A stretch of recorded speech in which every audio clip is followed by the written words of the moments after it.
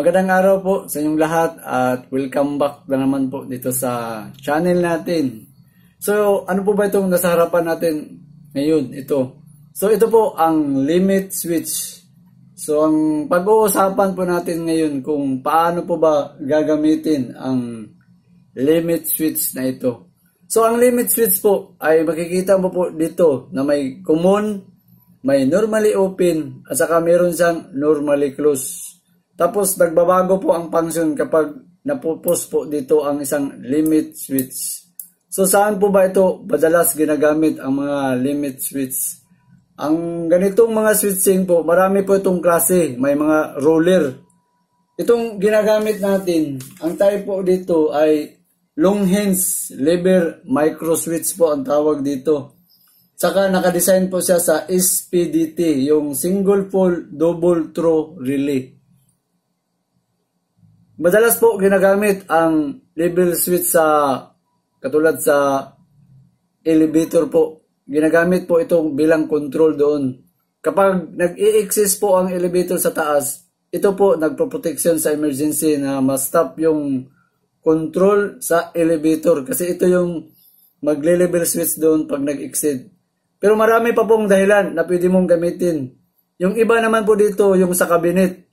Na pagbuksan mo yung cabinet, iilaw sa loob, tapos pag isira mo, magsa-shut off po siya. Katulad rin sa refrigerator. Pero bago po tayo pumunta doon sa pag-i-install na makita nyo yung function dito, so isa-isahin muna natin kung paano ba nagpa-function ang ganito na limit switch natin. Mas mabuti po, gagamit tayo ng tester dito para makita natin yung function sa bawat linya dito. So, gagamit tayo ng multi-tester. So, ito yung tester natin. So, nakasetting sa resistance.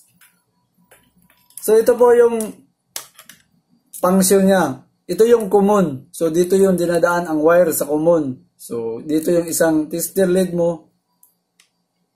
Tapos, ang nakalagay po dito, normally open. So, i-shorted muna natin yung tester natin. So, okay, pumalo yun. So, dito tayo sa common, dito yung common. Ang nakalagay po, normally open. Ibig sabihin doon, pag i-test mo ito, naka-normally open. So, hindi gumalaw yung tester natin. Tapos, i-push button natin ito, patulak dito, itong metal po dito, magiging normally close. So, yan, makikita doon, pumapalo yung tester. Pag bitiwan mo, babalik po siya sa normally open. Dito sa normally close naman na NC, siyempre close po yan. Makita doon sa tester. Yan, close, shorted. Tapos pag napupus po itong metal natin dito, magiging normally open na po.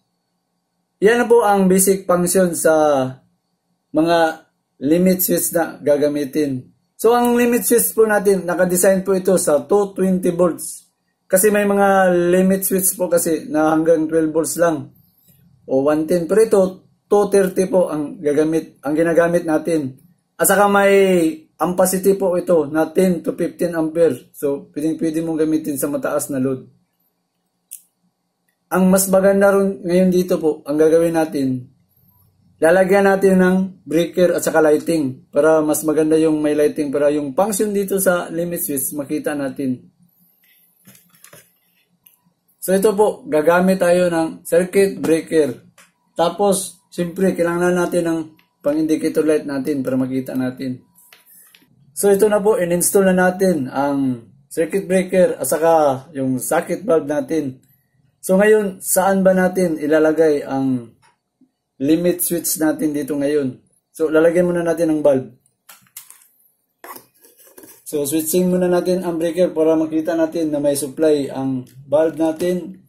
So, ayan, 220 po ang gamit natin at saka naka-line to line tayo. So, in-indicator lang natin yung ilaw para, yung wiring para makita nyo po yung line 1 dito at saka line 2. Switch off muna natin.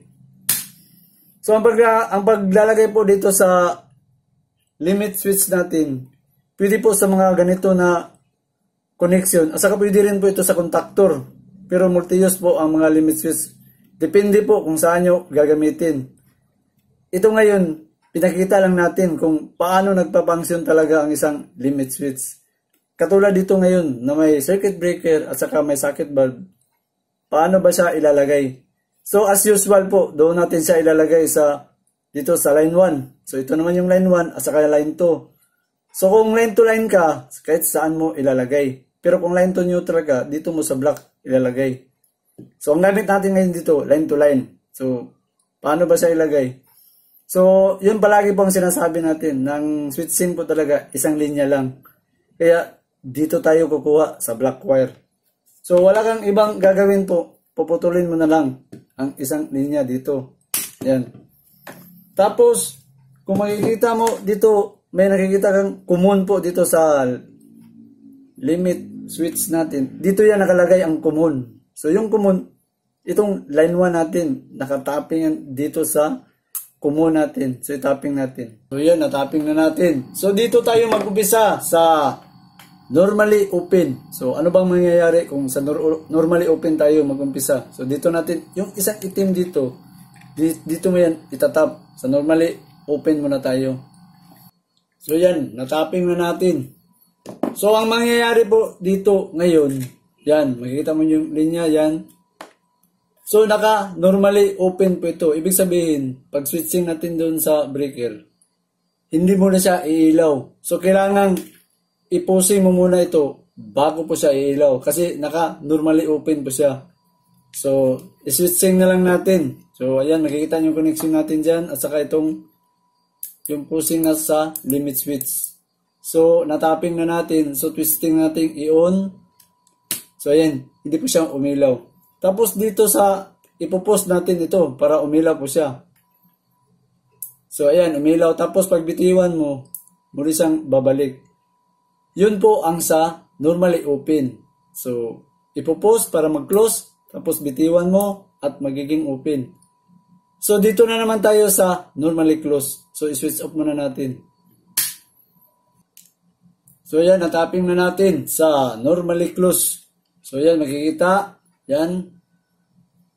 So ang gagawin na naman natin dito, switching na naman natin to, yung breaker.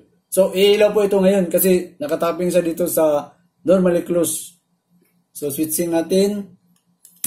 So ayan po, umilaw po siya kasi nakatapping sa normally close. Tapos pag na-push button itong limit switch natin, so nagko-close. Tapos pag binitiwan mo, babalik yung normally close. So ito, kung makikita nyo yung function, madalas po itong ginagamit sa refrigerator. So kung makikita mo, kapag nakabukas po ang refrigerator mo sa bahay, iilaw doon ang bulb. Pag isira mo naman ang refrigerator, ito po ang mangyayari. Magko-close, mag-open po siya, kaya nakakasave ka sa konsumo sa bulb mo sa refrigerator.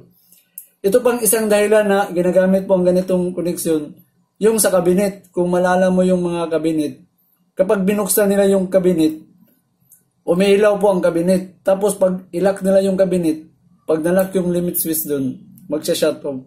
Kasi minsan po madilim yung cabinet. Kaya gumagamit yung iba sa limit switch. So ayan, pag binuksan nila yung cabinet, mag-iilaw doon sa loob. Tapos pag isira mo yung cabinet mo, ayan, magko-close doon. So save ka sa ilaw po. So ang gagawin na naman natin dito, kasi ang klase po sa limit switch natin dito is SPDT, yung sinasabi nilang single pole double throw relay. So ang gagawin natin, dalawang bulb ang gagamitin natin. So ano bang mangyari kung gagamitin natin itong dalawang linya sa dalawang bulb? So titingnan natin ngayon ang function, dalawa ang bulb, tapos gagamitin ang normally open at saka normally close. So magdagdag po tayo ng isang bulb para makita natin kung dalawang linya ang gagamitin natin dito sa limit switch. So ito na po, nalagay na natin yung isang socket bulb kasi gusto natin lagyan ng isa pang bulb. Tapos itong wiring ditong nakalagay, so ganun rin ang tapping. Yung black natin dito, yun ang line 1. Tapos itong white dito, yun ang line 2. So yung white natin dito, nakatap yan dito sa line 2. So dito yan, nakatap. Tapos itong isang black dito, dahil may common itong black dito, dito yan sa normally open, nakatap. Kasi yung isa dito, nasa normally close. So ito ngayon, nasa normally open natin, itatap dito. Makikita mo, normally open. So dito yung black, Kasi yung back natin, laging natin tandaan, nasa switching po ang line man natin. Tapos ang white color po natin dito na wire, dito sa line 2. So itapping natin ito dito yung line 2 natin sa pangalawa natin sa sakit band. So tapping tayo natin dito sa line 2. So yan, natapping na natin sa line 2. Tapos itong black wire natin, dito yan nakatap sa common, sa normally open. So yung isa sa normally close, so dito natin yan itatap. So yan na po, natapping na natin. So pwede na tayong mag-testing. So lalagyan muna natin ng bulb. So ang mangyayari po ngayon dito, iilaw yung isang bulb natin kasi naka-normally close po ito. Tapos ito, naka-normally open. So nagbabago po yung pag switching natin dito, magbabago yung dalawa kasi normally close at saka normally open. So ang unang iilaw ito kasi naka-normally close. Tapos pag switching natin yung isa na naman. So double throw relay po ang gagawin natin dito sa dalawang bulb. So switching tayo. So ayan, umilaw yung normally close kasi yun ang nakalagay. Tapos i-switching natin itong limit switch natin patungo dito. So ayan, nagta-transfer po siya kasi yun naman ang magiging normally open, doon na naman ang normally close. Tapos bitiwan natin. So pabalik-balik lang itong dalawa. So depende na po ito kung saan nyo gagamitin ganyan. Makikita nyo pabalik-balik. So yun po ang purpose talaga po sa normally close, normally open natin dito sa function. So mga kalodi, hanggang dito muna po tayo sa susunod na naman. At saka maraming salamat po sa panonood. Sana po may natutunan po kayo.